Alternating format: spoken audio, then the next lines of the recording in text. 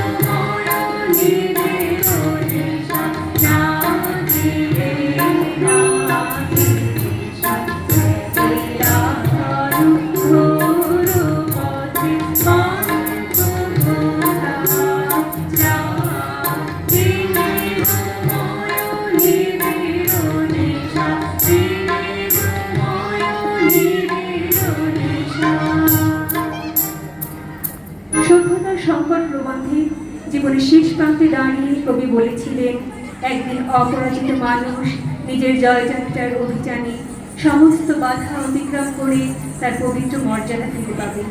সেই মর্যাদা রক্ষার লড়াই শুরু হয় নিজের মনের ভয়কে জয় করার মধ্য দিয়ে।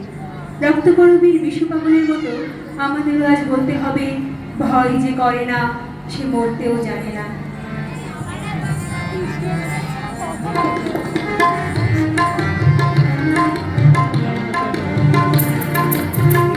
আমি ভয় করব না, ভয় করব না, আমি ভয় করব না, ভয় করব না, দুবেলা মরার আগে মরব না, ভাই মরব না, আমি ভয় করব না, ভয় করব না, আমি ভয় করব না, ভয় করব না।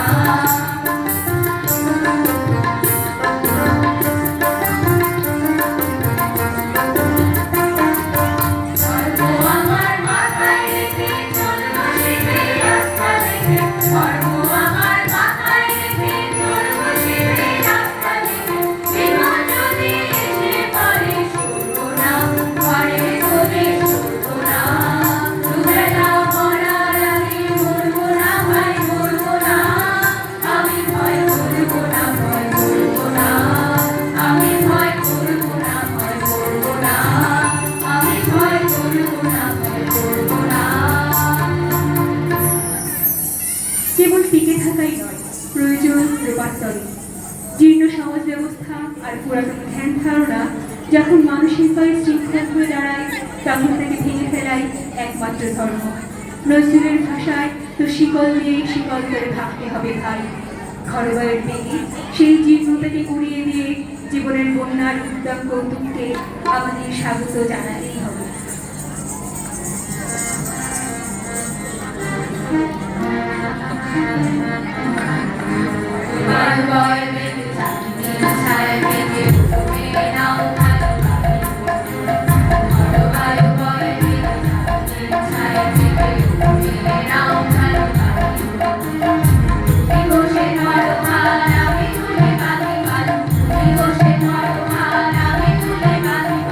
I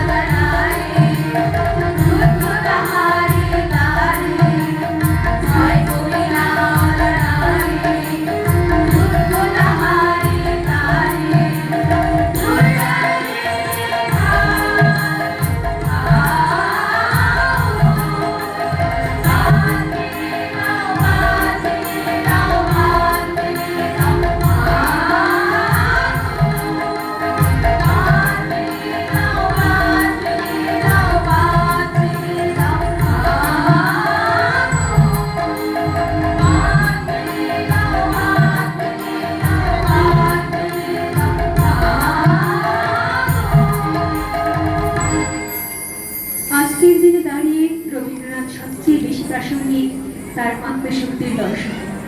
পৃথিবী যখন স্বার্থপরতার নেশায় মত্ত, তখন একা পথ চলতে পারাটাই সবচেয়ে বড় বিরক্ত। কবির পণ ছিল সত্যের আলোয় আমরা কথা কবই কব, যদি কেউ ডাক না শুনি তবে নিজের বুকের পাঁজর জ্বালিয়ে আলোকবর্তিকা হতে হবে।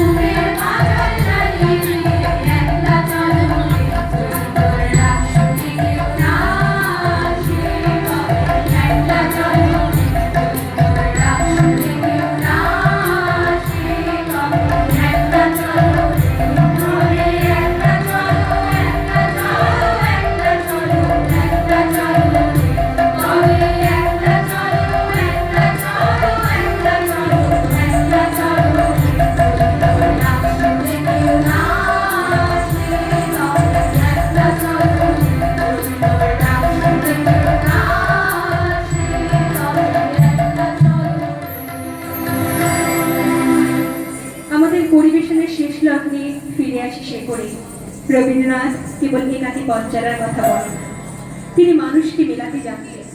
আমাদের মনে পড়ে 1923 সালের সেই বসন্তের কথা, যখন তরুণ কবি নজরুল জেনে বলতেন।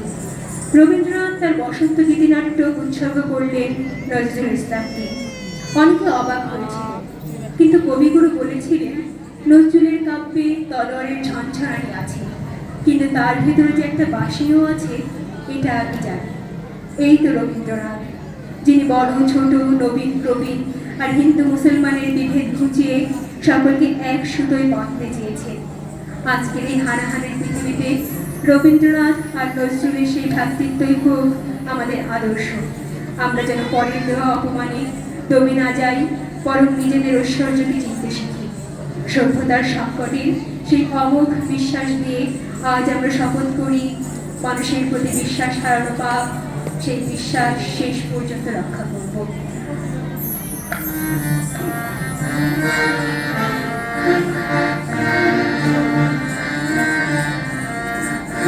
যে তোমায় ছাড়ে